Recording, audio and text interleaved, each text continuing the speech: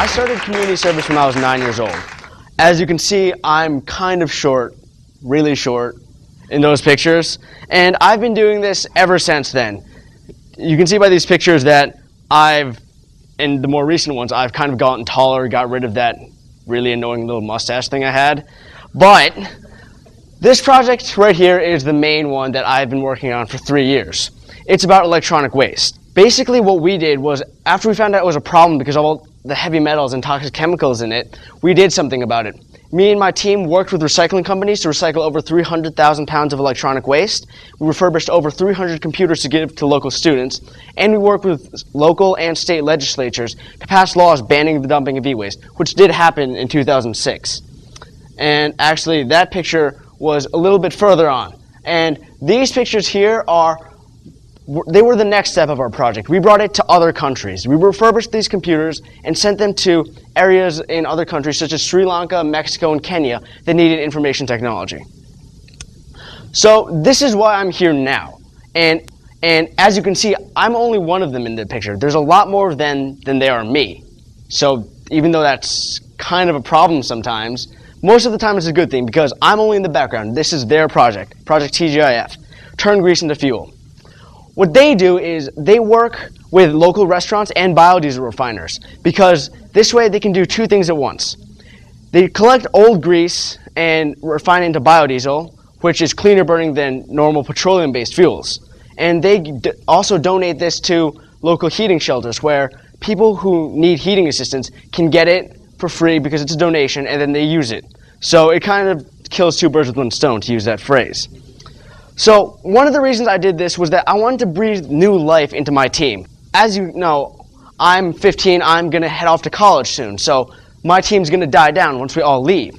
So we kind of get a new crop of kids into it, and we started in 5th grade, and they're now in the 5th grade, and getting the team together was really important, because they all need to be friends, they need to get along and work well together, and travel together. As you can see, top left picture for you guys, they're on a 22-hour car ride to Michigan. So that was interesting. One of the most important lessons I've ever learned while coaching this team is to let the kids have fun. Fun is an incredible motivator for all of these kids. For example, if they have fun at the meetings, they don't want to go home after because it's just work. What they want to do is they want to stay later for hours and hours just to hang out with their friends, and it's an incredible thing what they can do when they can focus all this energy, and then you need to let them get rid of some of it because there has to be a balance between work and play so they don't get overtired and they don't just get completely distracted. But I think this video speaks better than anything else I can say to the kind of fun they have on the team.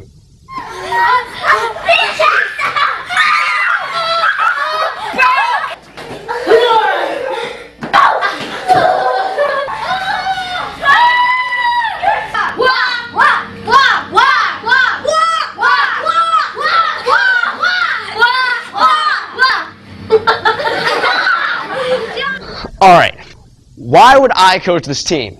Because these kids, as I remember when I started out, I didn't really have much experience with the entire process of starting a venture and talking to people, going out and doing stuff. At that age, I didn't know what worked and what didn't work, and that was part of what I was doing mentoring this team. For example, they need skills with speaking, how to talk to people.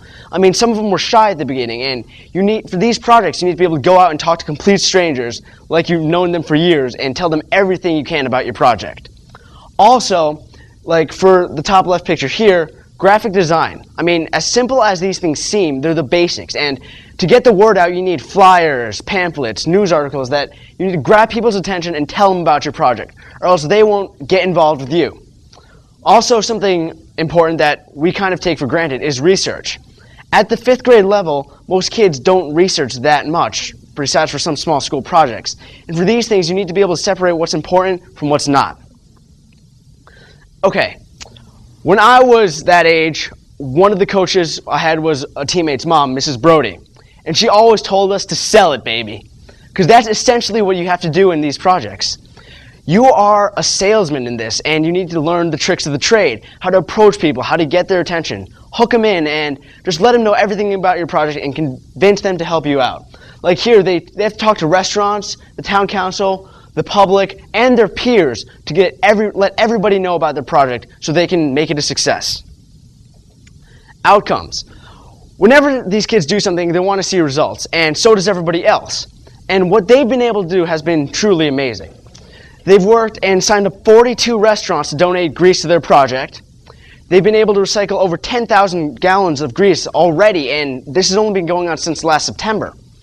Also, they've been able to donate 2,000 gallons of bioheat to the local warm shelter and the Johnny Cake Center, which are home shelters that help with heating aid and other assistance to the needy.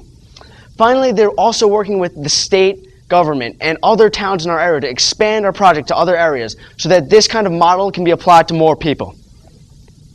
Okay, so why I'm here. How to inspire others and coach. For example, it's an amazing experience to be able to do this, to work with all these kids because they have so much energy that can just be applied to these things. And it's just really amazing to see what happens when you give them a target, help them find their goals, and just let them go at it. Because that's really just incredible what they can do.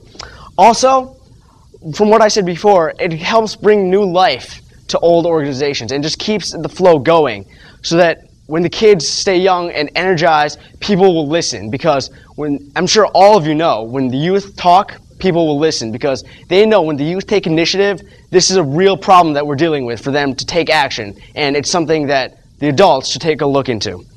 And finally, as a mentor, you're a role model to all these kids, and that's kind of a really nice experience because you get to show them everything you've done and watch them do it for themselves and figure it out. And just watching them grow, from my experience from the beginning, some of them couldn't even really talk to people in their team, let alone others. And now, at the end, this is a fair in Michigan where people from dozens of countries came to present their projects, and they were able to speak to anybody who approached them and tell them about their project. So watching these kids grow is just one of the great and many rewards from teaching them and mentoring them. And yeah, it's just a great experience. So if you have kids in your area that you know would be interested in something like this, or they're not, you should inspire them and get them involved. Thank you.